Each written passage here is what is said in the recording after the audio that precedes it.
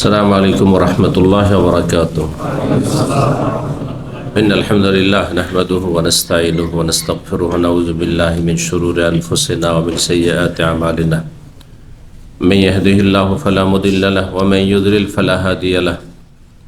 وأشهد أن لا إله إلا الله وحده لا شريك له وأشهد أن محمدا عبده ورسوله صلى الله تعالى عليه وعلى آله وصحبه وسلم تسليما كثيرا. أما بعد، فقد قال الإمام البخاري رحمه الله تعالى كتاب الأدب باب البر والصلة وقول الله سبحانه وتعالى ووصينا الإنسان بوالديه حسنا. قال حدثنا أبو الوليد قال حدثنا شعبة قال الوليد بن عيزار أخبرني قال سمعت أبا عمرو الشيباني يقول أخبرنا صاحب هذه الدار وأومى بيده إلى دار عبد الله قال سألت النبي صلى الله عليه وسلم أي العمل أحب إلى الله عز وجل قال الصلاة على وقتها قال ثم أي قال ثم بر الوالدين قال ثم أي قال الجهاد في سبيل الله قال حدثني بهن ولو استزدته لزادني. সম্মানিত ভাতৃমণ্ডলী, আল্লাহ রাব্বুল আলামিনের প্রশংসা এবং প্রিয় নবী সাল্লাল্লাহু আলাইহি সাল্লামের উপর সালাত ও সালামের পর আজ জুমাবার 21শে জমাদাস সানি 1447 হিজরির মোতাবেক 12 ডিসেম্বর 2025 আমাদের ধারাবাহিক আলোচনা সহিহুল বুখারীর নতুন একটি পর্ব আজকে শুরু হবে। আমরা শেষ করেছি গত পর্ব লিবাস পোশাক সম্পর্কে, 16টি পর্বে শেষ করেছি। আজকের বিষয়বস্তু হচ্ছে কিতাবুল আদব। ইমাম বুখারী রাহিমাহুল্লাহ বলছেন এই পর্ব হচ্ছে শিষ্টাচার সম্পর্কে অথবা আচার ব্যবহার সম্পর্কে। আদব আরবিতে আদব, আমরা এটিকে বাংলা ভাষায় ব্যবহার করে থাকি আদব, আদব কায়দা বলি না, আদব কায়দা। আদব কায়দায় মানে হচ্ছে শিষ্টাচার, আদব কায়দা হচ্ছে আচার ব্যবহার মানুষের। যে আদব কায়দাগুলি মানুষের কাছে প্রশংসনীয়, কোনো মানুষের মধ্যে থাকলে তার মানুষ প্রশংসা করে, সেগুলির দুটো স্তর রয়েছে। একটি হচ্ছে অতি আবশ্যক ফরজ, কিছু আদব কায়দা এমন আছে, আচার আচরণ যা মানুষের মধ্যে থাকা ফরজ, না হলে মানুষ গুনাহগার হবে, চরিত্রহীন হয়ে যাবে। আর কিছু আচার আচরণ আছে যেগুলো হচ্ছে মানুষকে সুসজ্জিত করে, কিন্তু মুস্তাহাব, ভালো, না থাকলে অত মানুষ প্রশংসা পায় না, কিন্তু মানুষ দোষারোপও করে না। কিছু কিছু আচার ব্যবহার আছে যদি আপনি নাও করেন তো কেউ হয়তো কষ্ট পাবে না, কিন্তু আপনার অত বেশি প্রশংসা করবে না, আছে না? এখন আচার আচরণের সর্বনিম্ন হচ্ছে যে মানুষের ক্ষতি করবেন না, তাই না? মানুষের কমপক্ষে কি করবেন না, ক্ষতি করবেন না, পারলে যথাসাধ্য উপকার করবেন।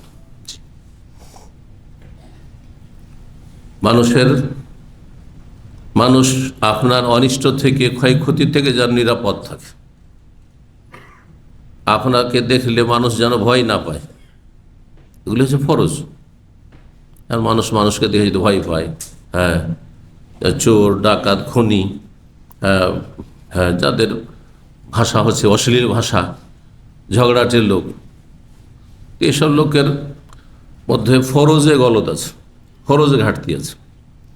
তাহলে সর্বনিম্ন এতটুকু থাকা যে আপনি কারো ক্ষতি করবেন না, আপনাকে কেউ ভয় পাবে না, আপনি কাউকে কষ্ট দেবেন না, হ্যাঁ, আপনি আপনার অনিষ্ট থেকে, ক্ষয়ক্ষতি থেকে মানুষ নিরাপদ, রাস্তায় চলাফেরা করছে, কোনো ভয় নেই যে এই লোকটি পাশ দিয়ে গেলে আমার কোন ক্ষতি করে দিবে, ভয় লাগে, এমনটা নেই। এতটা থাকতেই হবে। আর কিছু কিছু বিষয় রয়েছে যেগুলি মুস্তাহাব, ফরজ নাই, যেমন মানুষের পরোপকারী হওয়া, জরুরি নয় কিন্তু উপকার করতে পারলে ভালো। রাস্তায় একটা লোক জিজ্ঞেস করলে যে ভাই একটু আমাকে মার্কেটে যাব, সিকো মার্কেটটা দেখিয়ে দেন তো, বা এখান থেকে আমি রিয়াদ যাবো, একটু রাস্তাটা দেখিয়ে দেন তো। তবে এখান থেকে দাঁড়িয়ে দাঁড়ালো, ওর যে দিক দিয়ে সোজা চলে যান, যথেষ্ট মোটামুটি, তাই না? এটা সর্বনিম্ন। যদি ভুল মিসগাইড করেন, এদিকে রিয়াজের রাস্তা না দেখে যদি দেখিয়ে দেন আপনি বাহরাইনের রাস্তা অথবা জুবাইলের রাস্তা, তো গুনাহগার হবেন না? অবশ্যই গুনাহগার হবেন। কিন্তু এর চাইতে ভালো, যেটা প্রশংসনীয়, যেটা মুস্তাহাব করা ভালো, সেটা হচ্ছে যে আপনার কাছে সময় আছে, চলেন আপনাকে এগিয়ে দিয়ে আসে, গেলেন আর তারপরে দামাম থেকে বাইরে গিয়ে হাইওয়েটা ধরিয়ে দিয়ে আপনি ফিরে চলে আসলেন। অনেকে আমাদের সাথে এরকম করে, তাই না? এটা ফরজ নয় আপনার জন্য, কিন্তু করাটা কি? এটা হচ্ছে মুস্তাহাব আদব। তো আদব কায়দাগুলি দুই স্তরে কথাটি বোঝাচ্ছিলাম।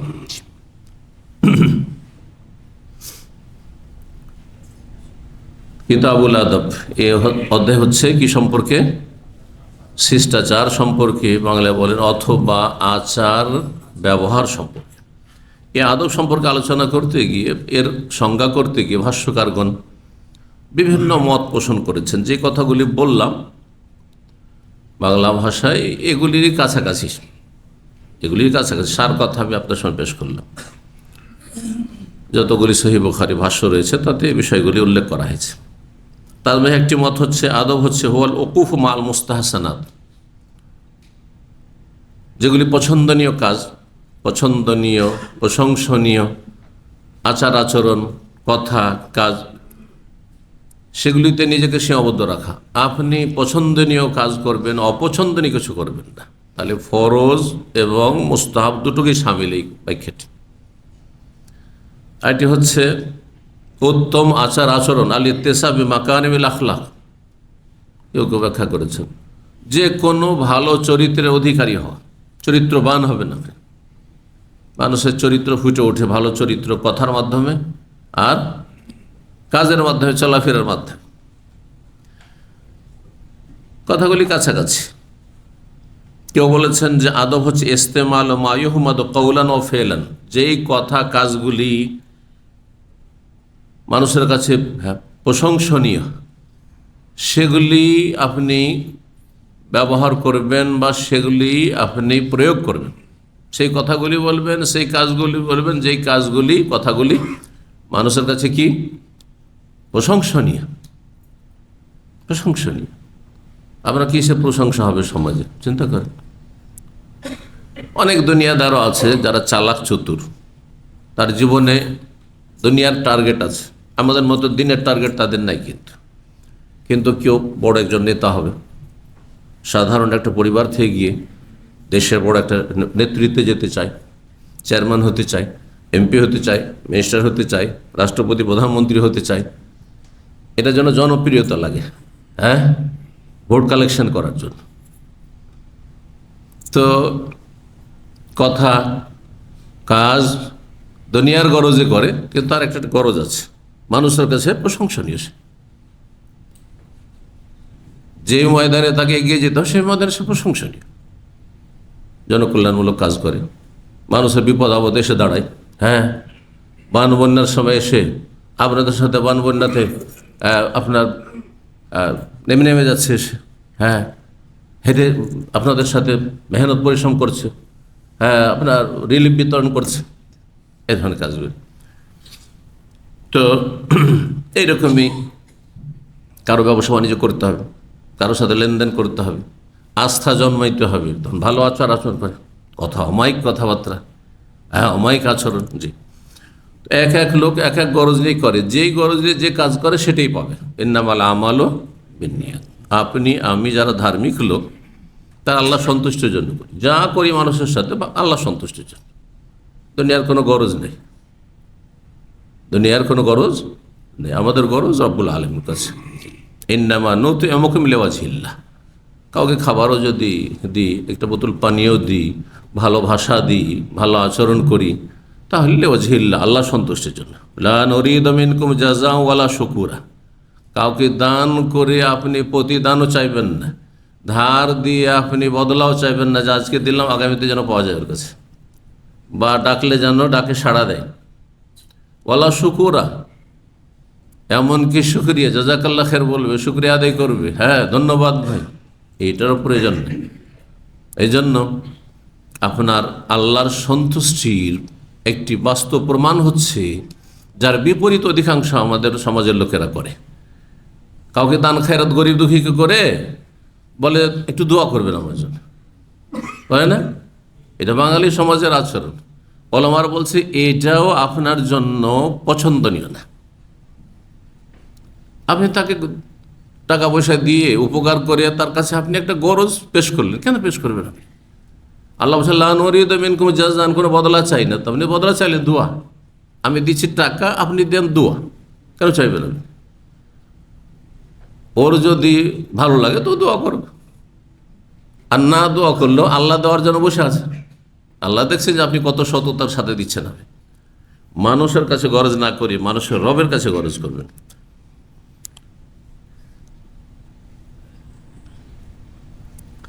কেউ কেউ বলেছেন যে আদব হচ্ছে তাজিম ওমান ফওকাক ওয়া রিফকু বিমান দুনাক। আপনার চাইতে যারা সিনিয়র, আপনার চাইতে যারা বড়, আপনার চাইতে যারা সম্মানিত, হ্যাঁ, তাদের শ্রদ্ধা সম্মান করা, বড়দের শ্রদ্ধা সম্মান করা। আর যারা আপনার নিচে আছে, বয়সের দিক থেকে হোক, হ্যাঁ, এলেমের দিক থেকে হোক, মান সম্মানের দিক থেকে হোক, হ্যাঁ, যে কোনো দিক থেকে, সামাজিক দিক থেকে হোক, পারিবারিক দিক থেকে হোক, আর্থিক দিক থেকে হোক, যে কোনো আপনার নিম্নে যারা আছে, আপনার নিচে যারা আছে, তাদের সাথে নম্র আচরণ করা। কারণ আপনার নিচে যারা আছে ওদের সাথে নম্র আচরণ শুধু আল্লাহর ভয় আপনি করতে পারেন, অথবা মানবতার খাতিরে। অনেক কাফেরও ভালো আচরণ করছে জুনিয়রদের সাথে, কিন্তু কিসের জন্য? তার একটা মানবতা আছে। মানুষ, ও সে মানুষ, সে গরিব হলে কী হবে, সে ক্লিনার হলে কী হবে, তাই না? যদিও তাদের সংখ্যা কম, কিন্তু আর তাদের অনেক সময় এ মানবতা হারিয়ে যায়। যারা মানবতার খাতিরে করে, যেন কাফের ক্ষেত্রে মানবতা ঠিক আছে, এমনকি কুকুরের বাচ্চার ক্ষেত্রেও মানবতা আছে। হ্যাঁ, যে আমারও প্রাণ আছে, কুকুরের বাচ্চারও তো প্রাণ আছে, কেন কুকুর মারবে, ঠিক না? কিন্তু কাফেরের, মোনাফেকের, নাস্তিকের, একজন ধার্মিক মুসলিম, হ্যাঁ, দেখলে তখন গায়ের জ্বালা শুরু হয়ে যায়, তখন আর মানবতা থাকে না, হারিয়ে যায়। ফিলিস্তিনি ভাই বোনদের ক্ষেত্রে, নারী শিশুদের ক্ষেত্রে তখন মানবতা হারিয়ে যায় ইহুদি নাসারাদের, আর মুনাফিক আর কাফের আর এসব নাস্তিকদের। বুঝতে পারছেন না? এই জন্য মানবতার খাতিরে যারা মানুষের সাথে ভালো আচরণ করে, তাদের ভালো আচরণটা হচ্ছে, হ্যাঁ, টেম্পোরারি, দুনিয়ার স্বার্থে। যার সাথে গরজ আছে ভালো মানবতা আছে, যার সাথে গরজ নেই ও মানবতাই নেই, তখন হ্যাঁ পশুর চাইতে নিচে নেমে যায়। কিন্তু একজন মুসলিম সবার সাথে ভালো আচরণ করে, ওয়াকুলু লিন্নাসি হুসনা, আল্লাহ সমস্ত মানুষের সাথে ভালো কথা বলা। লিন্নাস বলেছেন, লিল মুসলিমিন বলেননি যে ধার্মিকদের সাথে, হ্যাঁ, কথা বলেননি যে তোমার আত্মীয়দের সাথে, লিন্নাস সমস্ত মানুষের সাথে। আল্লাহ বলছেন ওয়াফআলুল খাইর, তোমরা জনকল্যাণমূলক কাজ করো, ভালো কাজ করো, ভালো কাজ, যে কোনো ভালো কাজ করো, এবং যে কোনো স্তরের মানুষের সাথে ভালো কাজ করো, যে কোনো প্রাণীর সাথে ভালো কাজ করো, ভালো আচরণ করো। লাআল্লাকুম তুফলিহুন, এতেই তোমাদের সফলতা রয়েছে। এগুলো হচ্ছে কোরআনী শিক্ষা। এই জন্য একজন মানুষকে আল্লাহর আসমানি বিধান, আসমানি সেলবা কোরআন যেভাবে মানুষ হিসাবে উচ্চ স্থানে পৌঁছে দেয়, যেন তারা আম্বিয়া রসুলগণ যুগে যুগে সবচেয়ে ভালো মানুষ যারা, তাদের অনুসারী বানিয়ে দেয়, তাদের মতো চরিত্র, ফেরেশতার চরিত্র তাদের মধ্যে চলে আসে। সবসময় একই রকম, শত্রুর সাথেও সীমা লঙ্ঘন করব না, এটা একমাত্র ইসলাম শিখাতে পারে, কোনো মানুষ শিখাতে পারে না। শত্রুর ক্ষেত্রে নির্মম হয়ে যায়। মানবতার খাতিরে যারা কাজ করে, বিরোধীর সাথে, শত্রুর সাথে কি হয়ে যায়, হ্যাঁ, নির্মম হয়ে যায়, নিষ্ঠুর হয়ে যায়। কিন্তু একজন মুসলিম তা হয় না। এবং আম্বিয়া রসুলগণ এবং সাহাবাই কেরাম তাদের জীবনী স্পষ্ট প্রমাণিত। জি, যুদ্ধের ময়দানে সাহাবাই কেরামদের রাসূলুল্লাহ আচরণ এর স্পষ্ট প্রমাণ করে।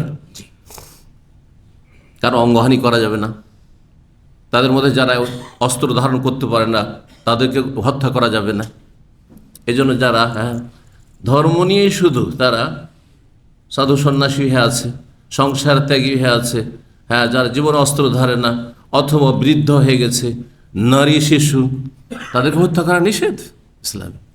কোথায় পাবেন এটা? নারী শিশু কাফেরদের জুলমের শিকার সবচেয়ে বেশি হচ্ছে মুসলিম নারী শিশু। হচ্ছে না?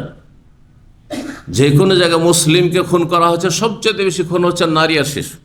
পক্ষান্তরে ইসলাম নারী আর কাফেরদের, কাফের হারবি, সাধারণ কাফের নয়, যারা যুদ্ধ বাঁধিয়ে রেখেছে আমাদের সাথে, যুদ্ধের ময়দানে যুদ্ধ করছে, তাদের পুরুষরা, তাদের নারী শিশুকে হত্যা করা ইসলামে হারাম। তো কোথায় পাবেন এই শিক্ষা ইসলাম ছাড়া? এই মেসেজগুলি মোনাফিকদের কাছে পৌঁছাতে হবে, নাস্তিক সেকুলারদের কাছে পৌঁছাতে হবে, অমুসলিমদের কাছে পৌঁছাতে হবে। যাদের ভুল ধারণা ইসলাম মুসলিম সম্পর্কে রয়েছে, তাদের ভুল ধারণা দূর করা আমাদের গুরু দায়িত্ব। আল্লাহ যেন তাদের ভুল ধারণা দূর করেন এবং তাদের সকলকে জান্নাতের পথের পথিক হওয়ার তৌফিক দান করেন, তাদের ঈমান ইসলাম গ্রহণে আল্লাহ তৌফিক দান করেন। বলছিলাম, আদব হচ্ছে বড়দের সম্মান করা আর ছোটদের সাথে নম্র আচরণ করা। দেখেন, বড়দের ক্ষেত্রে অনেক সময় সম্মান করে কিসের জন্য? না হলে এর কি রয়েছে, পার্শ্ব প্রতিক্রিয়া রয়েছে, রিয়াকশন হইতে পারে। এটা আপনার মুদির, আপনার বস, আপনার ফোরম্যান, সুপারভাইজার, আপনার কফিল যদি ভালো আচরণ না করেন তো পেটে লাথি লাগার ভয় আছে, রুজি চলে যাবে, সেই জন্য হয়তো জি হুজুরি করছেন। কিন্তু আপনার নিচে একজন আছে, আপনার আন্ডারে কাজ করছে, যা ইচ্ছা তাই বলে দিলেন আপনি, যা করছে অধিকাংশ মানুষ। বলা খাফো বাহ, আপনার কোনো ভয় নেই, ও কী করে নিবে আবার, এই মন মানসিকতা অধিকাংশ লোক রাখছেন। কিন্তু ইসলাম এটা শেখায় না।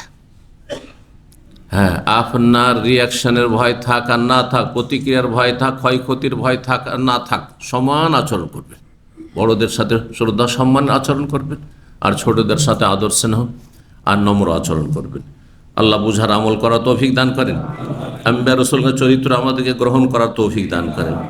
কিতাবুল আদব বলছিলাম, প্রথম অধ্যায় নিয়েছিলেন বুখারী রাহিমাহুল্লাহ, বাবুল বিররি ওয়াসসিলাহ, আদব কায়দা। আল্লাহ রাব্বুল আলামিনের পরে, তার রাসূল সাল্লাল্লাহু আলাইহি সাল্লামের পরে সবচেয়ে বেশি আদব কায়দা হইতে হবে পিতামাতার সাথে, পিতামাতার সাথে।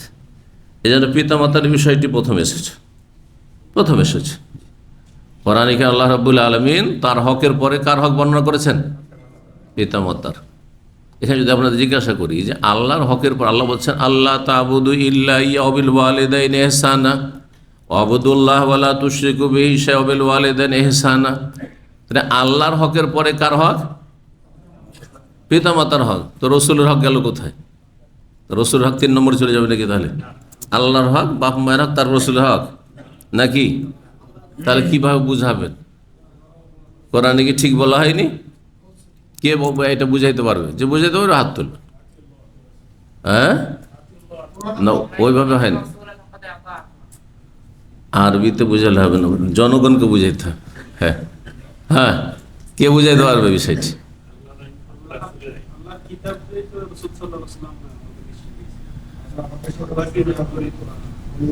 না, ওইভাবে না, যে বলবেন হাত তুলে বলেন, হইচই করেন না এবং স্পষ্ট বলেন। কে বুঝাইতে পারবে এটা? 1 নম্বরে আল্লাহর হক, 2 নম্বরে কার হক? তো কোরআন তো বলছে যে ওয়াকাযা রাব্বুকা আল্লা তা'বুদু ইল্লা ইয়্যাহু, একমাত্র আল্লাহর ইবাদত করো, আল্লাহর চূড়ান্ত নির্দেশ। ওয়া বিল ওয়ালিদাইনি ইহসানা, পিতামাতার সদাচরণ। আমি হাদিস শুনতে চাই না, উত্তরটা শুনতে চাই। প্রশ্ন উত্তর দেন। প্রশ্ন হচ্ছে যে আল্লাহর হকের পরে কার হক? বললেন যে রসুলের হক। তো কোরআনে তো বলা হচ্ছে পিতামাতার হক। এটা কীভাবে ব্যাখ্যা করে দেন ব্যাস। যে বলবেন হাত তুলবেন, হয়ে গেল। সাদাকাল্লাহুল আযীম না?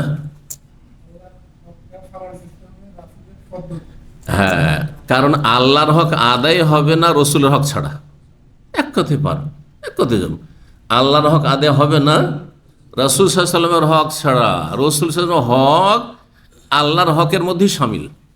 মানে আল্লাহ তা'বুদু ইল্লা ইয়্যাহু, একমাত্র আল্লাহর ইবাদত করো। ইবাদত করবেন আল্লাহর, কার তরিকায়? তো রাসূল সাল্লাল্লাহু আলাইহি ওয়াসাল্লামের হক আদায় করা ছাড়া তো আল্লাহর হকই আদায় হচ্ছে না। বলুন, আপনি বেদাতির নামাজ পড়েন তো কবুল হবে নাকি? হ্যাঁ, আপনি আল্লাহকে রাজি করছেন, আল্লাহ আমি রাজি করছি, পীরকে সিজদা করে। হ্যাঁ, পীরের কথার বাইরে যাব না, ঠিক আছে? পীরের সামনে হ্যাঁ মরা লাশের মতো, এটাই না শিক্ষা দেওয়া হয়েছে পীর মুরিদিতে। আল মুরিদু আমাম আল মাইয়িতে কাশাইখে, আল মুরিদু আমাম আশ শাইখে কাল মাইয়িতে। এটা সুফিদের কিতাবে আছে, সুফিদের আরবি কিতাব মেলা আছে। এটা মনে করি না যে শুধু ইন্ডিয়া বাংলাদেশে সুফিজম আছে। হ্যাঁ, মিশরে সুফিজম আছে, ইরাকে আছে, সিরিয়াতে আছে, মেলা দেশে, ইয়ামানে আছে। ইয়ামানে মেলা বড় বড় সুফি আছে, আল্লাহ হেফাজত এদের অনিষ্ট থেকে। তো এই সুফিদের কিতাবে আছে যে আল মুরিদো, মুরিদ হচ্ছে আমামা শেখে, পীর সাহেবের সামনে, হ্যাঁ হ্যাঁ, কালমাইয়েতে, মরা লাশের মতো। মরা লাশকে যাবে ইচ্ছা সে উল্টা পাল্টা, যাবে ইচ্ছা সে নাড়াচাড়া করে, কিছু বলতে পারবে? এই আমার লজ্জা স্থানে হাত দিস না, বলতে পারবে? ঠিক ওই রকমই ও পীর যা করবে তাই করুক আপনার সাথে, মুরিদিনীর সাথে। কারণ মুরিদ তার শুধু পুরুষ হয় না, মুরিদিনীও হয়, তাই না? সেটা খবরদার কিচ্ছু বলবেন না আপনি, আর তাই হয়ে থাকে। এটা হচ্ছে তার ধর্মকর্ম।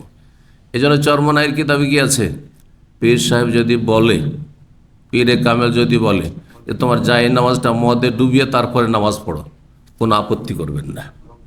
হক্কানি পীরের কিতাব আছে। সবচেয়ে হক্কানি পীর হচ্ছে এই চরমনাই, কথিত হক্কানি, বুঝতে পারছেন না? এটাই হচ্ছে হক্কানি ধর্ম বাংলাদেশে আর ভারতে। চিন্তা, তাদেরই যদি অবস্থা হয় আপনি মেনে নেবেন? এটা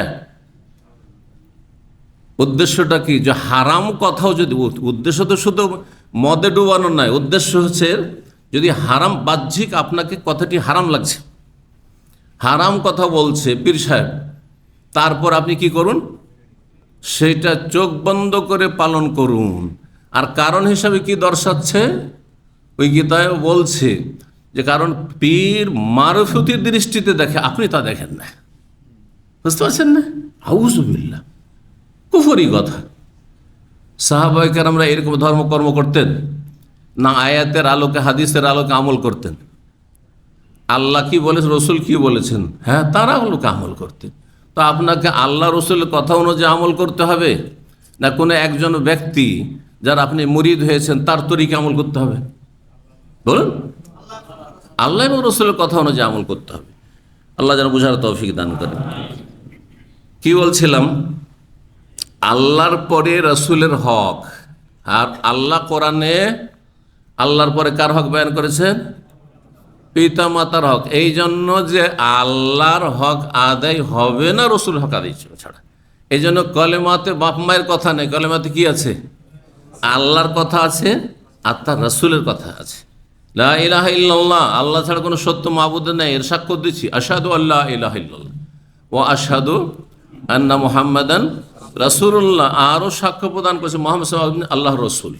হ্যাঁ, এই মেসেজটি আমি সহজ ভাষায় বাংলা ভাষীদের কাছে পৌঁছেছি আমার এই 30 বছরের দাওয়াতি ময়দানে, যে এক আল্লাহর ইবাদত করবেন এক রসুলের তরিকে, এক আল্লাহর ইবাদত করবেন এক রসুলের তরিকাই। যদি রসুলের তরিকা ছাড়া আমার তরিকে ইবাদত করেন অথচ রসুলের কথার সাথে মিলছে না, তাহলে আপনি বাতিল, আপনার কোন ইবাদত কবুল হবে না।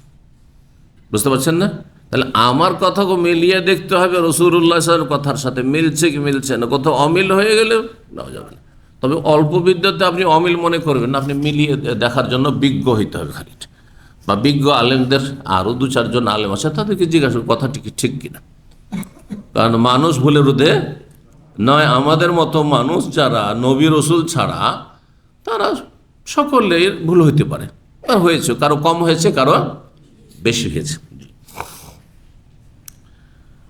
এই জন্য বাপ মায়ের ক্ষেত্রে শর্ত হচ্ছে বাপ মায়ের কথাগুলি আল্লাহ রসুলের কথার আওতাতেই হইতে হবে, কথার বাইরে হইলে মানা যাবে না। কিন্তু রাসূলুল্লাহ সাল্লাল্লাহু আলাইহি ওয়াসাল্লামের কথা হচ্ছে এটা নয় যে আল্লাহর কথার ভিতরে যদি পড়ে, কোরআনে থাকে তাহলে রসুলের কথা মানবেন, কোরআনে না থাকে তো মানবেন, এমন কথা আছে? বরং এটা আছে যে রসুলকে মানলে আল্লাহকে মানা হয়। যে কেউ বললেন ওমাইয়ুতি রাসূলা ফাকাদ আতাল, যে রসুলকে মানলো সে আল্লাহকে মানলো, কারণ রসুল সাল্লাল্লাহু আলাইহি ওয়াসাল্লাম আল্লাহর কথার বাইরে কোনো কথাই বলেননি। অমায়ান্তে কয়েল হাওয়া, সূরা নাজম বলছে, নিজের পক্ষে একটি কথা বলেননি। কিন্তু বাপ মা, যে কারো বাপ মা হোক না কেন, যদি নবী রসুল না হয়, মানে ইব্রাহিমের মতো বাপ, ইসমাইলের মতো বাপ যদি হয়, মোহাম্মদ রাসূলের মতো বাপ হয়, সেটা ভিন্ন কথা, নবী রসুল। কিন্তু বাপ মা যতই ভালো মানুষ হোক না কেন, কোনো সময় আল্লাহ রসুলের কথার বহির্ভূত কথা বলতে পারে। রাগ হয়েছে কারো ওপর, আর আপনার সাথে দেখা সাক্ষাৎ হয়েছে, বলে যে ওই লোকটিকে সামনে পেলাম, বলছে মারতে পারলি না, বলছেন না মারা যাবে, যাই তাহলে মেরে আসি, কারণ বাপ তো বলছে। হ্যাঁ, যা ওর বাড়িতে চুরি করে নিয়ে আয়, ডাকাতি করে নিয়ে আয়। গ্রামে গঞ্জে কত মুরগি চুরি করে, হাঁস চুরি করে, জবাই করে খেয়ে নে, বাড়িতে এসছে ট্যাঙ্ক ভেঙে দে বকরিটা, খেয়ে নে, জবাই করে। হবেন না, হারাম। ফালা তুতে হোমা, গুনার কথা বলে আল্লাহ বলছেন যে খবরদার বাপ মার কথা মানবে না, তবে ভালো আচরণ করো। যতই খারাপ হোক না কেন, বাপ মার সাথে কি করতে হবে? ভালো আচরণ করতে হবে। এ কথা বলা যাবে না বাপ মাকে যে আপনি চোর, হ্যাঁ আপনি বেদিন বেধর্মী, এটা বলা যাবে না। ভালো ভাষাতে, ও নাস্তিক হলে ভালো ভাষাতে বুঝাইতে হবে। ওয়াসাহিবহুমা ফিদ দুনিয়া মারুফা। তো বলছেন ইমাম বুখারী বাবুল বিররি ওয়াস সিলা, এ অধ্যায় হচ্ছে সদাচরণ করা। আল বীর, বীর মানে সদাচরণ করা, সদ্ব্যবহার করা। আর বিশেষ করে বিরুল ওয়ালিদাইন কথাটি এসছে হাদিসে, বিভিন্ন হাদিস আছে, কি এসছে? পিতা মাতার সাথে সদ্ব্যবহার করা, সদাচরণ। কারণ সবচেয়ে বেশি সদাচরণ অধিকারী হচ্ছেন আপনার পিতা এবং মাতা, মা বাবা। কেন? কেউ জিজ্ঞাসা কর কেন? অনেকের বাপ মা আছে না স্কুলে পড়িয়েছে আর না মাদ্রাসায় পড়িয়েছে, কিছু পরে শিখেছেন, সব নামাজ সব পরে শিখেছেন। এমনকি আপনাকে প্রাইমারিটাও পড়ায়নি, শুধু জন্মে দিয়েছে আর ছেড়ে দিয়েছে। তারপরে এদিক ওদিক থেকে কোন রকম করে মানুষে সৌদি আরব চলে এসেছেন, অনেক পয়সার মালিক হয়েছে। অনেক মূর্খ ছেলে বলে যে আমার বাপ মার কোনো এহসান নেই, কিছুই শেখায়নি আমাকে। নাউজুবিল্লাহ, এ কথা বলা জায়েজ নয়। কিছুই করেনি তারপরে বলা জায়েজ নয়। কেন? এ কথাটি মনে রাখতে হবে। হ্যাঁ, আর আপনারা শুনছেন অনেক কিছু, কিন্তু মনে রাখেন।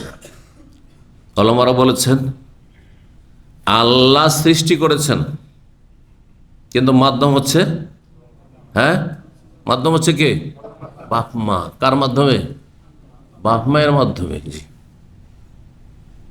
আর তারপরে মায়ের গর্ভধারণ করা, আর তারপরে আপনার মা যখন গর্ভধারণ করেছিল তখন আপনার বাবা আপনার মাকে যে খাওয়িয়েছে, যাতে করে আপনার মাও সুস্থ থাকে, পেটের বাচ্চাটাও সুস্থ থাকে, এগুলো কখনো মনে হয় না।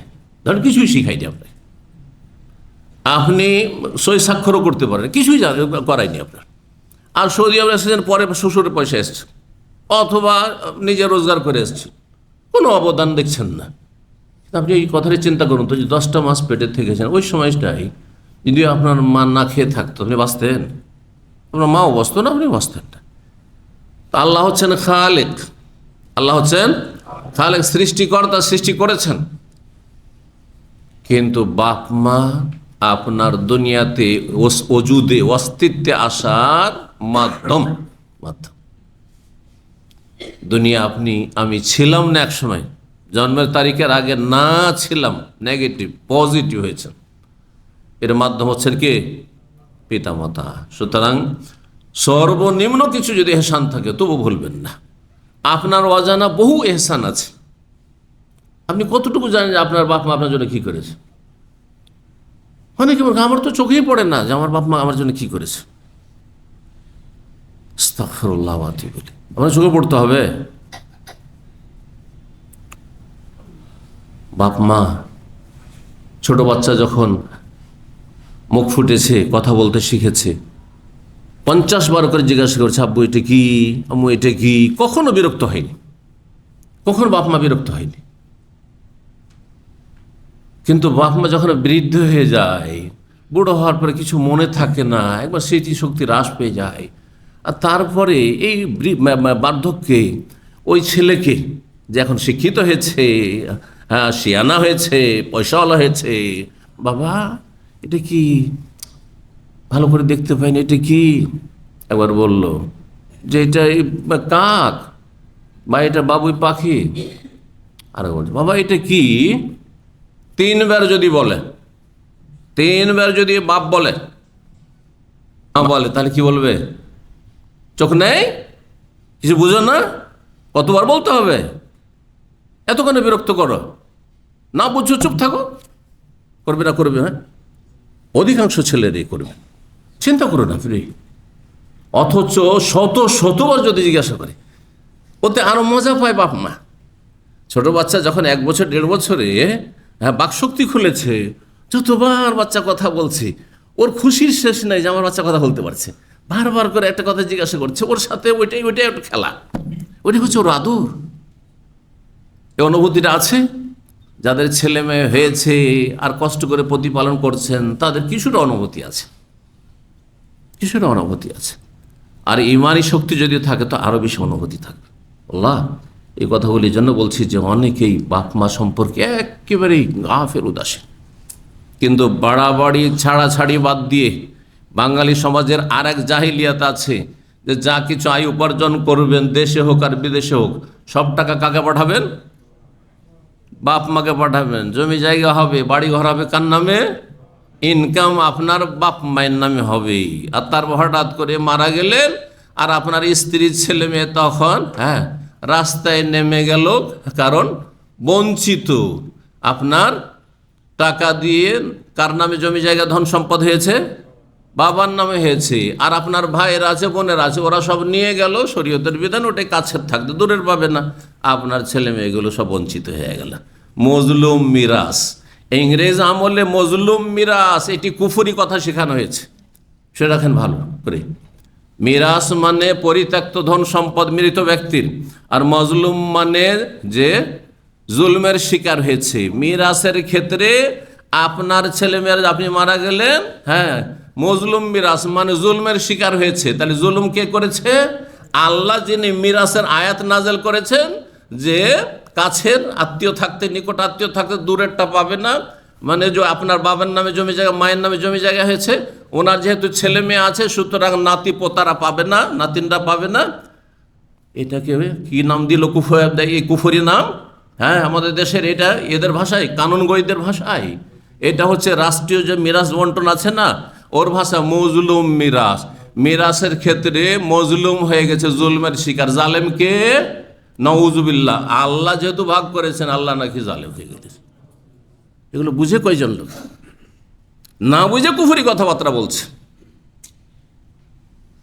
অথচ এখানে জালেমকে, জালেম বাপ মা, কত টাকা বেতন পাস সব হিসাব দে, সব দিয়ে দেওয়ার পরে বলে যে ফকিরের ভিক্ষে দিচ্ছে।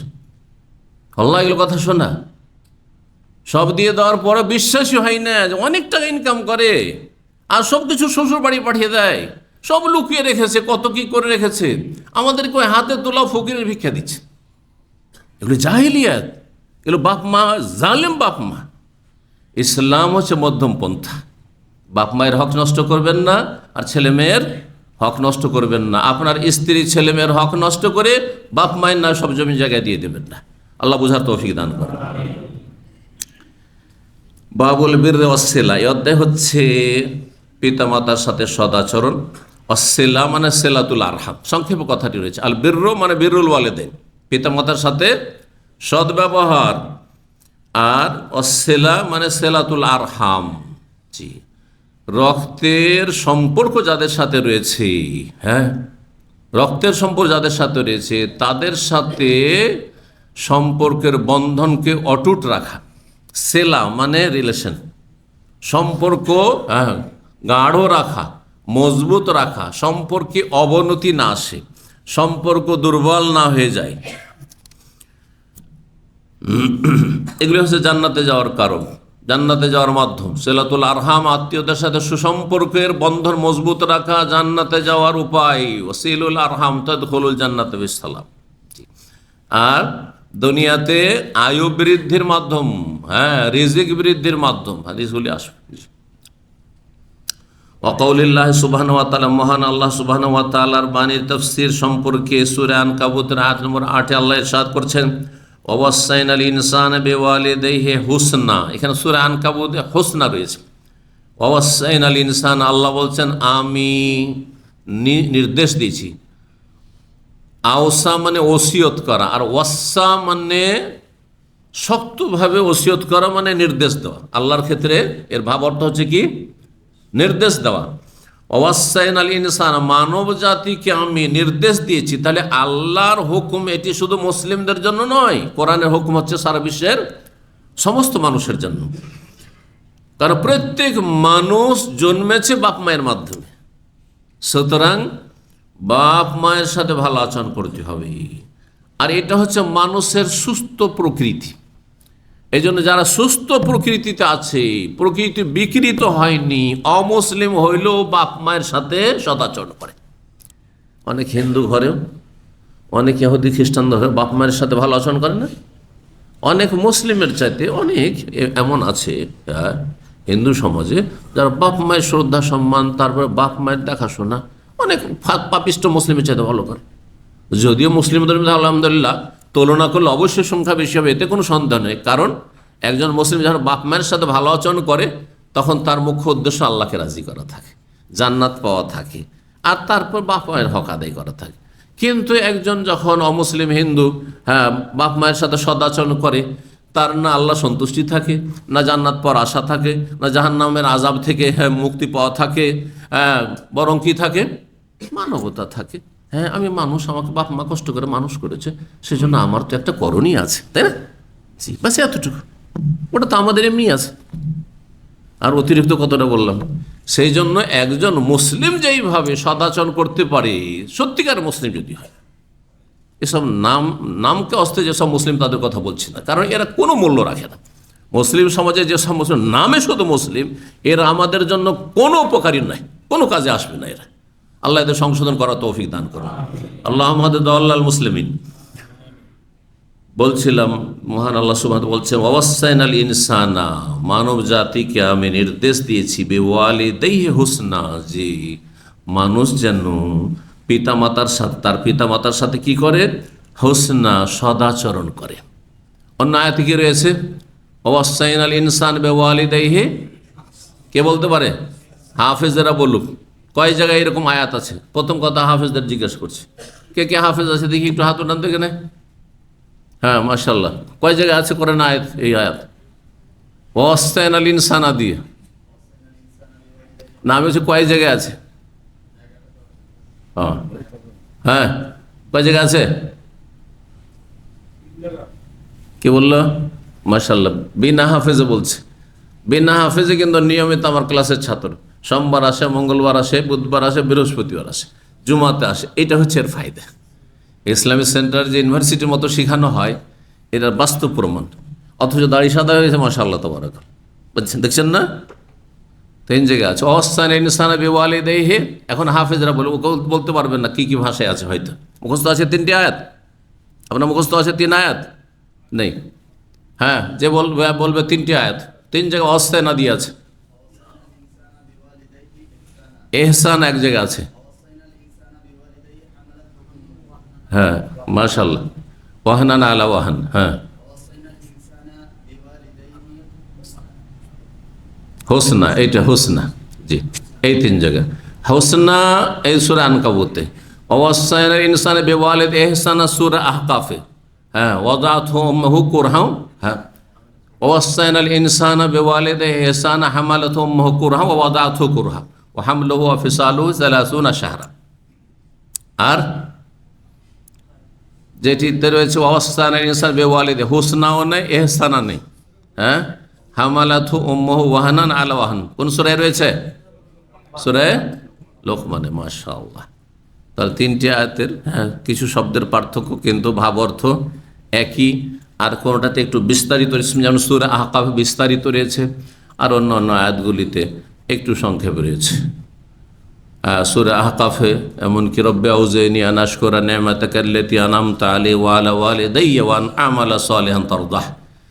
আপনার ওপর আল্লাহর যে নিয়ামত রয়েছে সেটা দিয়ে আপনি শুধু বড় হননি, বরং আপনার আমার বাবা মায়ের ওপর যে নিয়ামত রয়েছে সেই নিয়ামতের ওসিলা তো আমরা কিন্তু বড় হয়েছি। এটা অনেকে বুঝেন না।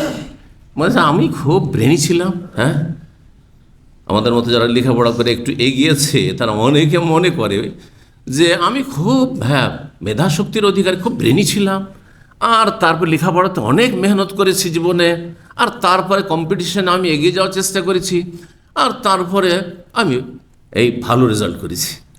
এটা দেখলো না যে আমার বাবা চাষি ছিল না, নাহলে আমাকে চাষি বানাইতো। হ্যাঁ, আমার বাবা ক্লিনার ছিল না, ডোম মেথর ছিল না, ডোম মেথরই বানাইতো। আমার বাবা মোটামুটি একটু শিক্ষিত ছিল, অথবা শিক্ষিত না থাকলেও শিক্ষার একটু গুরুত্ব বুঝতো, আর তারপরে একটা পরিবেশ ছিল পড়ার মতো, পরিবেশ আমার জন্য তৈরি করে দিয়েছেন আমার আব্বা।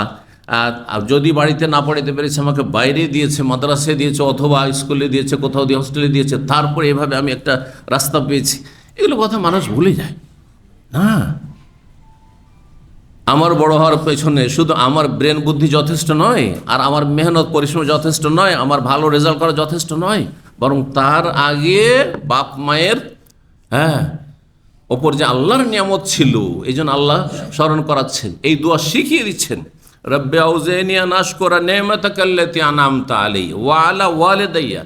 হে আল্লাহ, আমাকে তৌফিক দান করো, শক্তি সামর্থ্য দান করো। আউজিনি আন আশকুরা নি'মাতাকাল্লাতী আন'আমতা আলাইয়া, যে নিয়ামত আমাকে দিয়েছো, অনুগ্রহ করেছো, তার যেন শুকরিয়া আদায় করতে পারি।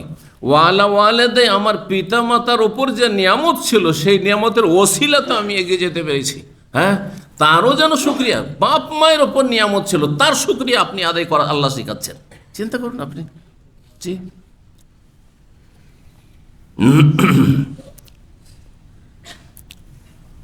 5970 নম্বর হাদিস বর্ণনা করছেন আব্দুল্লাহ বিন মাসউদ রাদিয়াল্লাহু তাআলা। তার আগে হাদিসে আর কিছু কথা সনদ রয়েছে। কাল আল ওয়ালিদ বিন আইজার, তিনি বলছেন আখবারানি, এই ওয়ালিদ বিন আইজার জানিয়েছেন ইমাম শোবা বিন হাজ্জাজকে। জি, বড় মুহাদ্দিস ছিলেন তিনি, ইমাম বুখারীর ওস্তাদের ওস্তাদ।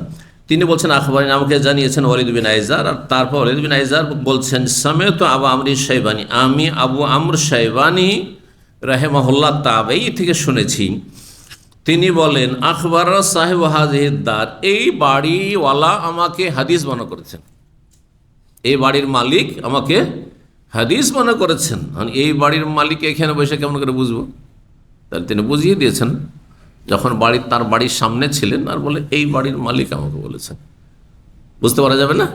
জি হ্যাঁ। ঘটনা ছিল কুফার। আব্দুল মাসউদ রাদিয়াল্লাহু তাআলা কুফা হিজরত করেছিলেন।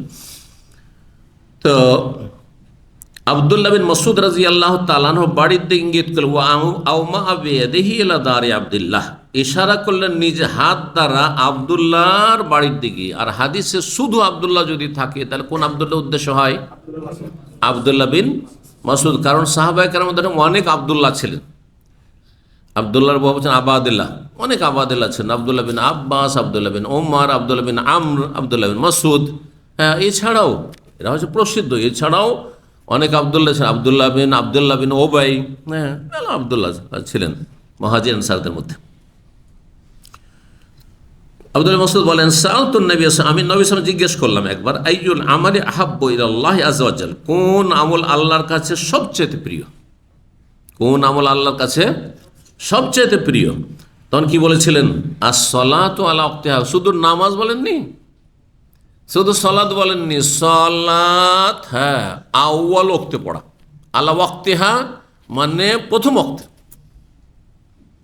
এই জন্য মাঝামাঝি অক্তে, শেষ অক্তে পড়ার চাইতে বা মাঝামাঝি অক্তে পড়ার চাইতে আউয়াল অক্তে সালাত পড়া বেশি উত্তম, সবচেয়ে প্রিয়।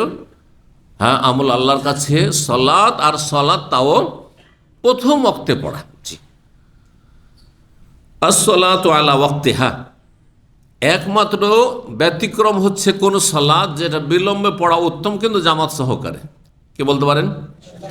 নামাজ সম্পর্কে যখন আমরা হাদিসে বুখারীতে আলোচনা করেছি বিস্তারিত বলেছি। কোন নামাজ? এশার নামাজ যদি জামাতে বিলম্ব করতে পারেন তাহলে বিলম্ব করা উত্তম, কিন্তু জামাতবিহীন বলবেন যে সৌদি আরবে 1 ঘন্টা পরই নামাজ হয়ে যায়, মাগরিব আর এশার মাঝখানে 1 ঘন্টা থাকে, টোটাল 1.5 ঘন্টা, কিন্তু মাগরিব পড়ে শেষ করতে করতে আধা ঘন্টা এদিকে চলে যায়, আর তার মাত্র 1 ঘন্টা, ঘড়ি দেখবেন মাত্র 1 ঘন্টা বাকি আছে হয়তো আজানে।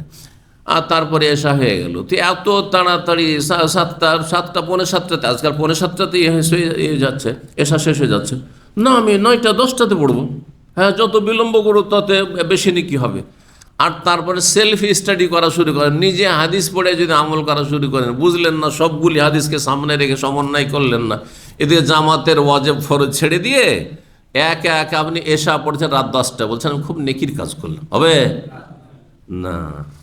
তবে গোটা গ্রাম মিলে ইমাম, মুয়াজ্জিন আর গোটা গ্রামের অধিকাংশ মুসল্লি যদি একমত হয়ে যায় যে আমাদের মসজিদের নামাজ রাত 10টায় পড়ব, হ্যাঁ, সুলুসুল্লাইল যখন হয়ে যাচ্ছে বা নিসফুল্লাইল কাছাকাছি, সুলুসুল্লাইল মানে রাতের প্রথম তৃতীয় অংশ শেষ হতে যাচ্ছে ওই সময়টাই, না সেটা হচ্ছে 9:30 থেকে 10টা এই সময়গুলোতে, তাহলে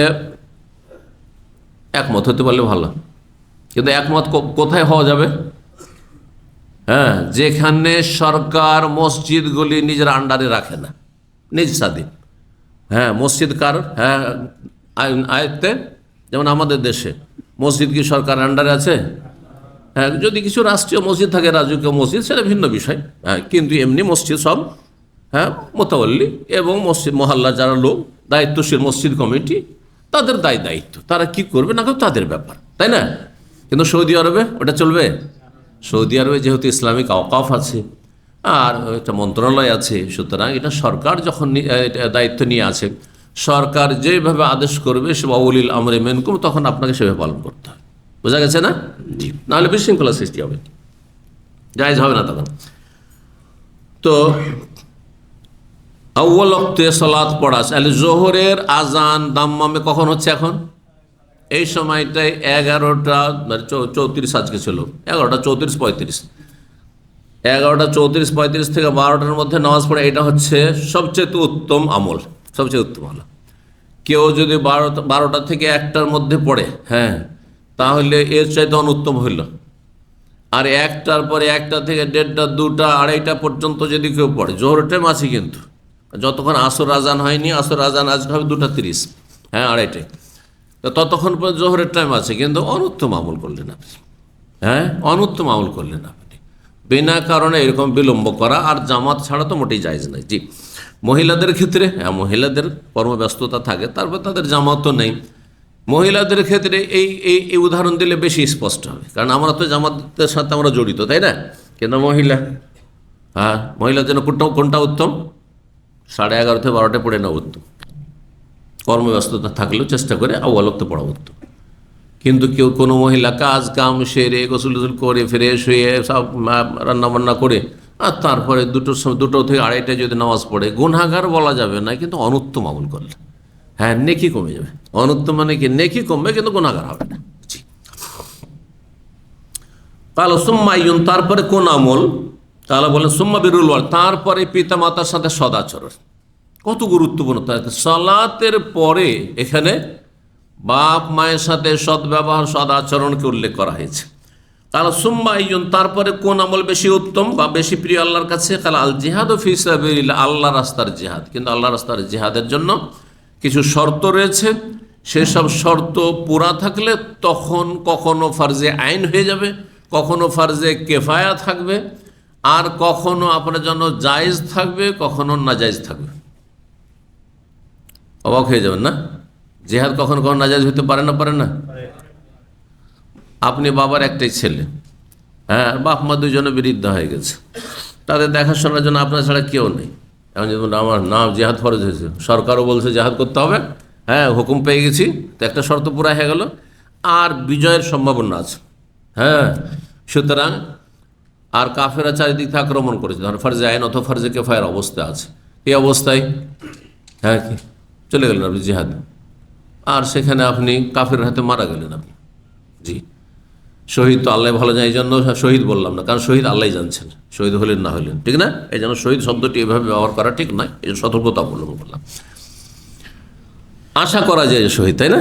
কিন্তু নিশ্চিত বলা যাবে না। কিন্তু এদিকে বাপ মা অসহায় পড়লো, তাদের হাসপাতালে নেওয়ার কেউ নেই, তাদের রোজগার করে খাওয়াবে, বাড়িতে খাবার দাবার নেই, না খেয়ে মরে গেল বাপ মা, গুনাহগার হবেন না আপনি? অবশ্যই গুনাহগার। হাদিস আসছে যে যাও বাপ মায়ের খেদমতে জিহাদ করো, জিহাদের ময়দানে যেতে নিষেধ করলেন, তার মানে এই লোকের জন্য যার বাপ মা আছে আর ভাই কেউ নেই, বাপ মায়ের দেখাশোনা কেউ নেই, আর বাপ মা এখন বৃদ্ধ হয়ে গেছে, অচল হয়ে গেছে, রোজগার করতে পারে না বাবা, তার জন্য জিহাদ করা হারাম। এই জন্য ফাফিহিমা ফাজাহিদ হাদিস আসছে। তাহলে হাদ্দাসানি বেহিন্না, নবী সাল্লাল্লাহু আলাইহি ওয়াসাল্লাম এই হাদিসগুলি বর্ণনা করেছেন। ইবনে মাসউদ বলছেন, ওয়ালাউ ইস্তাজাদতুহু লাজাদানি, যদি আরো অতিরিক্ত তার কাছ থেকে জানতে চাইতাম যে তারপরে কোন আমল উত্তম, তারপরে কোন আমল উত্তম, তারপরে কোন আমল উত্তম, তো তিনি অবশ্যই আরো বেশি বলতেন, কিন্তু আমি তিনটা জিজ্ঞাসা করে থেমে গেলাম। অন্য হাদিস অন্য অন্য নেক আমলকে উত্তম আমল বলা হয়েছে, তাহলে সমন্বয় কি হবে? বিভিন্ন রকমের হাদিস আছে, কোনটাতে অন্য অন্য আমলকে উত্তম আমল বলা হয়েছে। সমন্বয় সহজ ভাষায় শিখে নেন। উত্তম আমল অনেকগুলি আছে, তার অন্যতম এটি, তার একটি এটি, তার একটি এটি, তার একটি এটি, মানে এক নম্বরে আল্লাহ ভালো জানেন কোনটি। আইয়ুল আমালে আহাব্বাল, মানে মিন আইয়িল আমাল আহাব্বু ইলাল্লাহ, মানে মিন আহাব্বিল আমাল, আহাব্বুল আমাল আল্লাহর কাছে বা আফদালুল আমাল অনেক আছে, তার মধ্যে একটি হচ্ছে আউয়াল ওয়াক্তে নামাজ পড়া, আর একটু হচ্ছে মাতা পিতার সেবা করা, আর অন্য অন্য হাদিসে যেগুলো আছে সেগুলিও। সেই জন্য যেভাবে এসেছে আমরা সবগুলি নেক আমল এবং সবগুলি উত্তম আমল বা আল্লাহর কাছে অধিক প্রিয় আমল, এইভাবে বলবেন, তাহলে সমন্বয় হয়ে যাবে। জি। 2 নম্বর অধ্যায় বলছেন, বাবুন, এই অধ্যায় মান আহাক্কুন নাস বিহুসনিস সুহবাহ, কে সমস্ত মানুষের মধ্যে বেশি হক রাখে সদ্ব্যবহারের বা উত্তম আচরণের। আপনারা সবাই আমার থেকে বা একে অপর থেকে সদাচরণের হক রাখেন, তাই না? যে আপনার সাথে সবাই একে অপরে কি করবে? ভালো আচরণ করবে, ভালো ব্যবহার করবে, কিন্তু সবচেয়ে বেশি হক কে রাখে? সবচেয়ে বেশি কি হক রাখে? মা, তারপরে বাবা, মা তারপরে বাবা। আচ্ছা, মায়ের মর্যাদা বেশি না বাবার মর্যাদা বেশি? মায়ের মর্যাদা যদি বেশি হয়, তাহলে বাবা বলছে যে বাবা তোমাকে আমি মাদ্রাসায় পড়াবো, মা বলছেন না আমি ডাক্তার বানাবো, স্কুলে পড়াবো, আর আপনি কি করবেন? মায়ের কথা শুনবো না? এই বিষয়টা বুঝেননি আপনারা? তাহলে এই যে বলে দিলেন যে মায়ের মর্যাদা বেশি, হ্যাঁ, মায়ের হক বেশি, হক আলাদা কথা আর মর্যাদা আলাদা কথা। মর্যাদা ওপরে থাকে আর হক নিচে থেকেও বেশি হক হইতে পারে, কি বুঝলেন?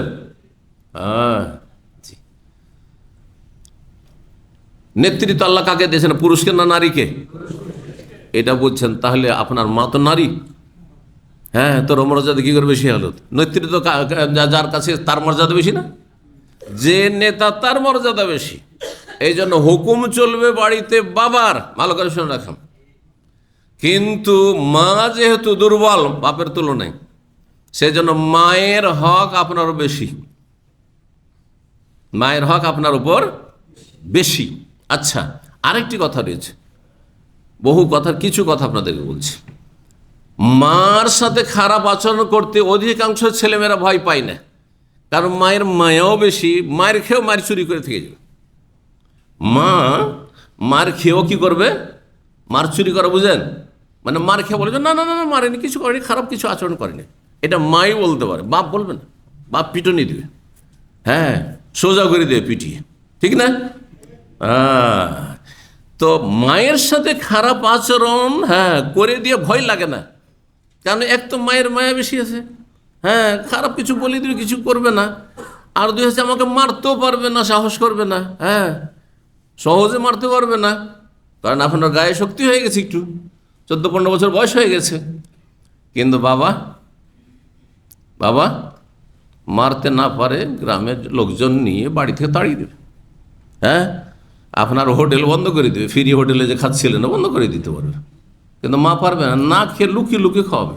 বাপ এদিকে বাইরে গেছে, খাইয়ে দেবে, হ্যাঁ, বাবা নিষেধ করে গেছে, খবরদার এই বদমাশ ছেলেকে খেতে দিবি না, বাপ এদিক সেদিক গেছে, চুপচাপ খাইয়ে দিয়ে আবার বিধি করেছে, করে না?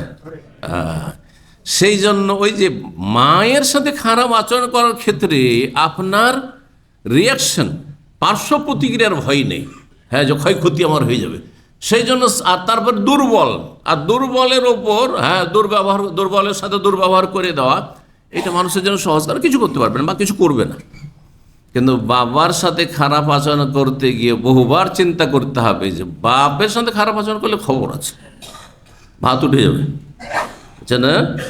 এই জন্য মায়ের হক বেশি বলা হয়েছে, যাতে মায়ের ক্ষেত্রে বেশি যত্নশীল হন। জি, দুর্বলতার অসৎ ব্যবহার না করেন আপনি। জি, কিন্তু হুকুম মানার ক্ষেত্রে বাপের হুকুমকে প্রাধান্য দিতে হবে। অনেক আলেমের পরিবার জানি আমি, অনেক আলেমের পরিবার গভীরভাবে আমরা দেখেছি যে তাদের একটিও ছেলে আলেম হয়নি। কেন?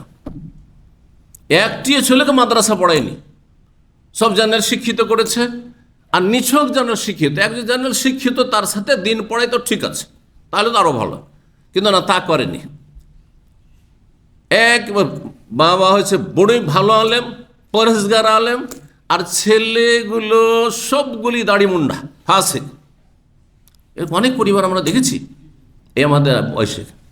ভিতরে ঢুকে দেখেছি যে এখানে মায়ের মিসগাইড রয়েছে। মা এত শক্ত হয়েছে, না আমার ছেলেকে ডাক্তার বানাবো, আমার ছেলেকে আমি ইঞ্জিনিয়ার বানাবো, আমার ছেলেকে ফকিরি বিদ্যা পড়াবো না, ওকে আর আলেম হইতে দেয়নি।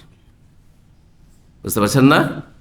জি, সৌদি আরবেই একটি দুর্ঘটনা। এক পরিবারে ভালো একজন আলেম ছিলেন, তার স্ত্রী বলছে ছেলে মেয়ে সবকে জেনারেল লাইনে পড়াবো। হ্যাঁ, এখানেই ছেলে মেয়ে ছিল এক সময়। আর স্বামী বলছেন না, এখানে আরবি মাদ্রাসায় পড়াবো, তো ছেলেটা আলেম হবে, আরবি ভাষা শিখবে, দিন শিখবে, দুনিয়াও হবে, দুটোই হবে। বাবা পেরে ওঠেনি, ভালো আলেম তিনি, নাম বলবো না, না গীবত হয়ে যাবে পরিবারের। হ্যাঁ, ভালো আলেম, কিন্তু স্ত্রীর সামনে হার মেনে নিতে হয়েছে, স্ত্রীর তালাক পর্যন্ত নিয়ে চলে গেছে। নাউজুবিল্লাহ মিন যালিক। জি, এই পরিস্থিতি হয়েছে। নাসাল্লাহ সালামাত ওয়াল আফিয়া, আল্লাহ হেফাজত করুন। এরকম স্ত্রী থেকে আল্লাহ হেফাজত করুন, খারাপ স্ত্রী থেকে। 5971 নম্বর হাদিস আবু হুরায়রা রাদিয়াল্লাহু তাআলা আনহু, তিনি বলেন, যা রাজুল ইয়া রাসূলুল্লাহ সাল্লাল্লাহু আলাইহি ওয়াসাল্লাম, জনৈক ব্যক্তি রাসূলুল্লাহর কাছে আসলো, এসে বলে, ইয়া রাসূলুল্লাহ, ইয়া রাসূল, মান আহাক্কু বিহুসনি সাহাবাতি, কে বেশি হক রাখে আমার সদাচরণের, আমি যে সদ্ব্যবহার করব, উত্তম আচরণ করব, এর হকদার অধিকারী সবচেয়ে বেশি কে? কাল উম্মুকা, তোমার মা। কালা সুম্মা মান, তারপরে কে? কাল সুম্মা উম্মুকা, তারপরেও তোমার মা। কালা সুম্মা, তারপরে কাল সুম্মা, 3 বার করে, হ্যাঁ, ট্রিপল, হ্যাঁ হ্যাঁ, 3 গুণ হক হচ্ছে তোমার মা। সুম্মা মান, তারপরে কাল সুম্মা আবু, তারপরে তোমার বাবা। আর তার অন্যের সুম্মা আদনাকা ওয়া আদনাকা, তারপরে নিকটাত্মীয় যারা আছে, বাপের পরে, হ্যাঁ, যে দাদা থাকে দাদা, হ্যাঁ, তারপরে চাচা, ওরা আছে, এভাবে ভাই, বড় ভাই আছে, বড় ভাই। জি, 3 নম্বর অধ্যায় বাবুন, এই অধ্যায় হচ্ছে লা ইউজাহিদু ইল্লা বিইজনিল আবাওয়াইনি, কোন ব্যক্তি জিহাদে অংশ নিতে পারবে না, জিহাদ করতে পারবে না, সশস্ত্র জিহাদ। জিহাদ বিভিন্ন রকমের আছে। অস্ত্রের জিহাদ যদি করতে হয় তো ইল্লা বিইজনিল আবাওয়াইন, বাপ মায়ের অনুমতি ছাড়া করতে পারবে না কোনো ছেলে, বাপ মা বেঁচে থাকলে। কিন্তু কলমের জিহাদ, যারা ইসলামের রাইটার, হ্যাঁ, ইসলামিক বই পুস্তকের লেখক, হ্যাঁ, তারপরে বক্তব্যের জেহাদ, কথার জেহাদ, এই দাওয়াতের জেহাদ, জেহাদ, দাওয়াত এমন এক জেহাদ যে দাওয়াতের মাধ্যমে, হ্যাঁ, সে কথার দাওয়াত হোক অথবা কলমের দাওয়াত হোক, যেইভাবে পাপীদের ঘরে ইসলাম পৌঁছে দিচ্ছে বা অমুসলিমদের ঘরে ইসলাম পৌঁছে দিচ্ছে, অস্ত্রের দ্বারা পৌঁছাতে পারবেন না। বহু দেশ আছে বা অধিকাংশ দেশ আছে যে সেখানে অস্ত্র নিয়ে আপনি পৌঁছিতে পারবেন না, ধরেন, যদিও জেহাদের যুগ হয়। এখন তো জেহাদের যুগই নেই, ঠিক কিনা? কিন্তু যখন জেহাদের যুগ ছিল তখন কারো কথা যদি নেন, হ্যাঁ, যখন সাহাবায়ে কেরামদের জামানা ছিল, তাবেইনদের জামানা ছিল, তারপর তাবেইন জামানা ছিল, বহু জিহাদ হয়েছে ইসলামের ইতিহাসে। তখনকার যুগ সারা পৃথিবীর সব জায়গাতে জিহাদে তারা যেতে পেরেছেন? পারেননি, সম্ভব ছিল না। কিন্তু দাওয়াতের জিহাদ, যেটি কলমের জিহাদ, লিখনের জিহাদ, আপনার একটি বই, আপনার একটি পমফ্লেট, লিফলেট অথবা আপনার একটি বক্তব্য এই সোশ্যাল মিডিয়ার যুগে সারা বিশ্বে মুহূর্তের মধ্যে শুধু মুসলিমদের ঘরে পৌঁছেছে, হ্যাঁ, মুসলিমদের স্মার্টফোনে পৌঁছেছে না অমুসলিমদের? তারপরে মুসলিমরা শুধু সংশোধন হচ্ছে না, অনেক অমুসলিমদের ঘরে সঠিক ইসলামের দাওয়াত পৌঁছিল। বাপ মা নাস্তিক আর ছেলে মেয়ে পাক্কা ধার্মিক। কথা বুঝতে পেরেছেন? আমি এইরকম পরিবার অনেকগুলি জানি যে মা এখনো নাস্তিক, আল্লাহ মা এখনো নাস্তিক, বেঁচে আছে নাস্তিক মহিলা, আর মেয়ে মাশাআল্লাহ একবারে সালাফিউল আকীদা ওয়াল মানহাজ, কোরআন সুন্নাহর অনুসারী। আল্লাহ বলুন আলহামদুলিল্লাহ। আল্লাহ যে কাকে হেদায়েত নসিব করবেন আপনি আশ্চর্য হয়ে যাবেন। যার গর্ভে 10 মাস থেকেছে তাকে হেদায়েত করতে পারে, সেই মেয়ের সাথে আর কথাই বলে না সেই ইসলাম পালন করার কারণে। আল্লাহু আকবার। জানি এরকম। এটা কিন্তু অস্ত্র দিয়ে পৌঁছানো সম্ভব ছিল, কিসের মাধ্যমে পৌঁছেছে? দাওয়ার মাধ্যমে। সেটা কলমের দাওয়াত হোক, লিখনের দাওয়াত হোক, অথবা বক্তব্যে আলোচনার দর্শের দাওয়াত হোক। সুতরাং দাওয়াতের বিষয়টি অত হালকা মনে করবেন না। আর আপনি কখনোই কথা বলবেন না যে আমার দ্বারা কী বা হইতে পারে। আপনি আপনার কাজ করেন আর বাকিটা সব ছেড়ে দেন রবের ওপর, যে আল্লাহ আমি বলে দিলাম, আমি বলে দিলাম, আমি লিখে দিলাম, এখন এই বইটা ছাপাবে কে, আর এই বক্তব্যের প্রচার করবে কে, মানুষের কাছে কে পৌঁছাবে? আল্লাহর কাজ রব্বুল আলামিন করবেন। ইব্রাহিম আলাইহিস সালামকে যখন আল্লাহ হুকুম করলেন কাবা ঘর নির্মাণ করার পরে, যে ইব্রাহিম তুমি এই উঁচা পাহাড়ে উঠো, ওই যে আপনার কাবার পাশে যে উঁচা পাহাড় রয়েছে, আপনার সাফার দিকে উঁচা পাহাড় আছে না, সে উঁচা পাহাড়ে উঠো, আর উঠার পরে এখানে তুমি ঘোষণা করো ইন্নাল্লাহ কাদ ফারাজা আলাইকুমুল হাজ্জা ফাহুজ্জু, আল্লাহ তোমাদের এই যে ঘর আমি নির্মাণ করলাম, এই ঘরের হজ আল্লাহ ফরজ করেছেন, সুতরাং হে মানব জাতি তোমরা হজ করো। যখন এই হুকুম করলেন আল্লাহ রাব্বুল আলামিন, তুমি ঘোষণা করো, আশেপাশে তো লোকই নেই, জনশূন্য এলাকা আছে, দূর দূরান্ত সারা বিশ্বে বহু মানুষ বাস করে। ইব্রাহিম আলাইহিস সালাম বললেন আল্লাহ ওয়া কাইফা ইয়াবলুগু সাউতি, আমার এই আওয়াজ পাহাড়ের উপর থেকে সারা দুনিয়াতে কিভাবে পৌঁছিবে? বা আমি তো আশেপাশে কোনো লোক দেখতে পাই না, সামনে কিছুই নেই, কেউ নেই, আর আমি এমনি ঘোষণা দেব, কিভাবে মানুষের কানে এই আওয়াজ পৌঁছিবে? তারপর আল্লাহ বললেন যে তোমার কাজ হচ্ছে কি করা? ঘোষণা করা, ওয়া আলাইয়া ইবলাগি, আর আমার কাজ হচ্ছে পৌঁছিয়ে দেওয়া। আমার কাজ হচ্ছে পৌঁছিয়ে দেওয়া। যত মানুষ ইব্রাহিম আলাইহিস সালামের ডাকে লব্বাইক লব্বাইক বলেছে, যতবার লব্বাইক, চিরায়তে এরকম আছে তাফসীর কিতাবে, যতবার লব্বাইক বলেছে ততবার হজ নসিব হবে। বলুন আলহামদুলিল্লাহ যারা হজ করতে পেরেছে। জি, সে দুনিয়াতে আসেনি, ওই রুহের জগতে যতবার লব্বাইক লব্বাইক বলেছে এই ঘোষণাতে, হাজির আল্লাহ, হাজির আল্লাহর ডাকে হাজির, আল্লাহ হজ নসিব করেছে।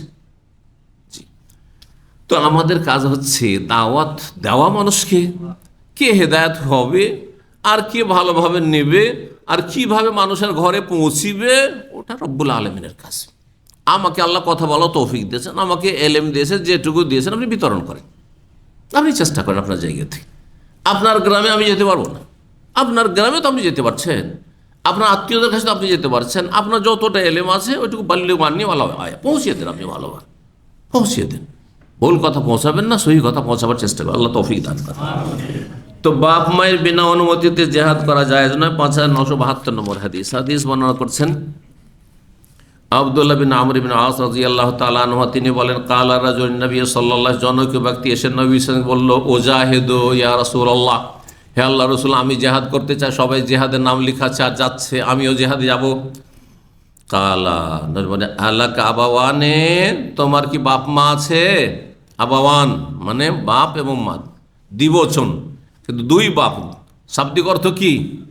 দুই বাপ। দুই বাপ কারো হয় নাকি? বাপ আর মা এমন নিয়ামত যে দুই হয় না, দুই বাপ হয় না, দুই মাও হয় না। ছেলে মেয়ে হইতে পারে, বহু হইতে পারে, তাই না?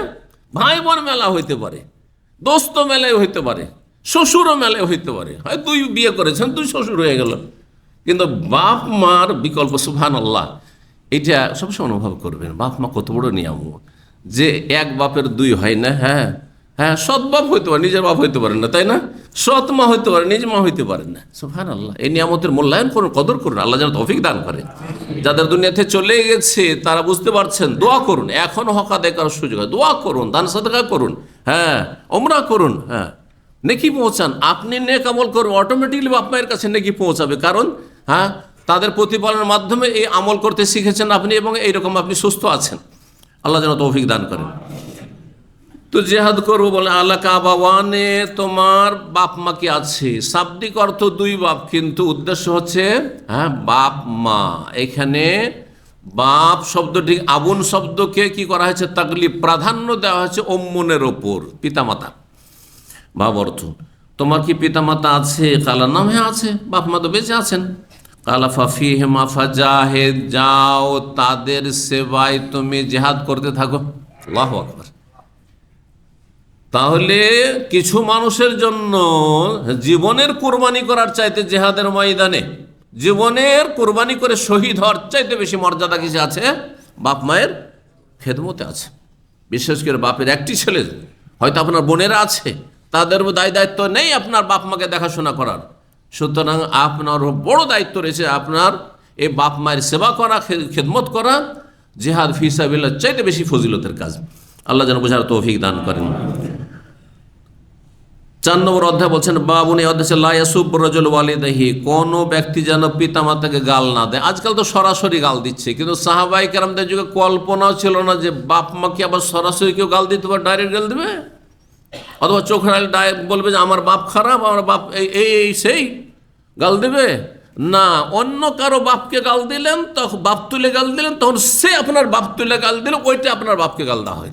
এইভাবে বুঝেন রাসূলুল্লাহ সাল্লাল্লাহু আলাইহি সাল্লাম। তাহলে চিন্তা করুন, সেই যুগে, জাহিলি যুগ থেকে নতুন নতুন উঠে কালমা পড়ে এসছেন সাহাবায়ে কেরাম, তারাও কল্পনা করতে পারেননি যে বাপ মাকে আবার কেউ গাল দেয়, বাপ মাকে গাল দেয়।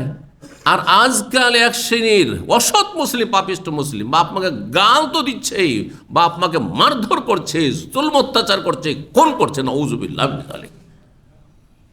আল্লাহ এদের অনিষ্ট থেকেও মুসলিম জাতিকে রক্ষা করুন, মুসলিম সমাজকে রক্ষা করুন, মুসলিম পরিবারকে রক্ষা করুন। তো 5973 নম্বর হাদিস বর্ণনা করছেন আব্দুল্লাহ বিন আমর রাদিয়াল্লাহু তাআলা আনহু, বলছে ইন্না মিন আকবারিল কাবাইর, সবচেয়ে বড় গুনাহগুলির অন্যতম গুনাহ। তাহলে সবচেয়ে বড় গুনাহ মেলা আছে, শিরক, কুফরি ইত্যাদি, মুনাফিক, আরও মেলা গুনাহ। হ্যাঁ, আর তারপরে খুন করা, জেনা করা, এগুলো আকবরুল কাবায়ের। তার মধ্যে অন্যতম হচ্ছে আইয়ান আনার রাজুল ওয়ালিদাইহি, কেউ যদি পিতামাতাকে কি করে? অভিশাপ দেয়, বা পিতামাতাকে গালমন্দ করে। লানত মানে অভিশাপ দেওয়া হয়, লানত মানে গালমন্দ করা হয়। কিলা ইয়া রাসূলুল্লাহ, সাহাবীরা কেউ বললেন, হে আল্লাহ রাসূল, কাইফা ইয়ালানুর রাজুল ওয়ালিদাইহি, এমনটা হইতে পারে যে কোনো ব্যক্তি তার পিতামাতাকে লানত করবে, অভিশাপ দেবে বা গালমন্দ করবে? কালা, হ্যাঁ। ইয়াসুব্বুর রাজুল, কিভাবে? ইয়াসুব্বুর রাজুল আবার রাজুল, কোনো একজন মানুষ অন্য কোনো মানুষের পিতাকে গাল দিল। যেমন আমাদের সমাজে দুইজনের তর্কাতর্কি হচ্ছে, জোড়া গালদা। জোড়া গালদা বোঝেন তো? হ্যাঁ, কি জোড়া গালদা বুঝেন না? বুঝেন না? হ্যাঁ, কে বুঝে জোড়া গাল? আরে কেউ বুঝে না, কি বুঝছে না? আরে বাপ তুলা গালদা মানে গালটা উচ্চারণ করতে হবে। আমি বলতে চাইছিলাম না নিজের ভাষায়, কিন্তু আমরা বুঝেই দিতে পারছেন না, কেউ মুশকিল। এই জন্য তাহলে এই গাল বলতে হয়। আমাদের দেশে নেই সালার বেটা সালা নেই, হ্যাঁ, হারামের বাচ্চা হারামি নেই, সুরের বাচ্চা সুর বলে না, হ্যাঁ, তাহলে ওর বাপকেও গেল দিন, ওকে গেল দিন। তো আপনি যদি ঝগড়া না করতেন তো আপনার বাপ তো গাল খেত না, হ্যাঁ, আপনার মা তো গাল খেত না। বুঝতে পারছেন কি না? এই যে গাল দিলেন একটা লোককে বাপ তুলে, তখন এটাকে বাপ তুলে গাল দেওয়া বলা হয়, না হয় জোড়া গাল দেওয়া বলে। কোনোটাই বুঝেন না, মনে হচ্ছে মাশাআল্লাহ জান্নাত থেকে উঠে এসছেন সব, হ্যাঁ, জান্নাতি সমাজ থেকে সব উঠে এসছেন, যেখানে এইসব গালমন্দই নেই হয়তো। নাউযুবিল্লাহ মিন যালিক। তো উত্তর দিতে শিখবে, বুঝার, আমার ভাষাগুলি বোঝার চেষ্টা করবেন। তো ইয়াসুব্বুর রাজুল আবার রাজুল, কোনো ব্যক্তি কোনো আরেকজন ব্যক্তির বাপকে গাল দিল। ফায়াসুব্বু আবাহু, যখন তোর বাপ খারাপ, তোর মা খারাপ, যখন বললেন তোর বাপ খারাপ, বুঝছে না, উল্টিয়ে দিল আপনার গালকে। ফায়াসুব্বু আবাহু, তখন তার বাপকেও গাল দিল। ওয়াসুব্বু উম্মাহু, একজন মানুষ কারো মাকে গাল দিল, ফায়াসুব্বু উম্মাহু, এই গাল দেওয়ার কারণে তোমার মাও গাল খেলো। তুমি যদি এই কাজটা না করতে তোমার মা গাল খেত না। তো তাহলে সরাসরি যেন তুমি তোমার মাকে গাল দিলে, তোমার বাবাকে গাল দিলে। এইভাবে রাসূলুল্লাহ সাল্লাল্লাহু আলাইহি ওয়াসাল্লাম বুঝিয়েছেন ওই সাহাবায়ে কেরাম ভালো মানুষদেরকে। তারা বুঝতে পারছে এটা কেমন করে হয়, ছেলে মেয়ে বাপ মাকে গাল দিবে, বাপ মাকে অভিশাপ দিবে, হ্যাঁ, বাপ মাকে কটু কথা বলবে, এটা কেমন করে হয়। তখন আসলে নবী সাল্লাল্লাহু আলাইহি ওয়াসাল্লামও এইভাবে বোঝাননি, না না এটা যখন সমাজে নেই, এই নেই, সুবহানাল্লাহ। এইভাবে তুমি একজনকে গাল দিলে, ওর বাপ তুলে গাল দিলে, তখন তোমার বাপকেও গাল দিল, এইটাই তোমার গাল দেওয়া হয়ে গেল। বুঝতে পারছেন কথাটি? জি।